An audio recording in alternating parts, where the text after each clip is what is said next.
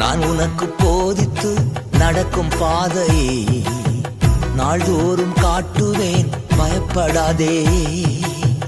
நான் உனக்கு போதித்து நடக்கும் பாதையை நாள்தோறும் காட்டுவேன், பயப்படாதே. உன்மேல் என் கண் வைத்து ஆலோசனை சொல்லுவே. உன்மேல் என் கண் வைத்து ஆலோசனை சொல்லுவே. அறிவுரை நான் கூறுவே, உனக்கு அறிவுரை நான் கூறுவே. நான் உனக்கு போதித்து நடக்கும் பாதையை நாள்தோறும் காட்டுவேன், பயப்படாதே. நான் உனக்கு போதித்து நடக்கும் பாதையை நாள்தோறும் காட்டுவேன், காத்திரு மகனே.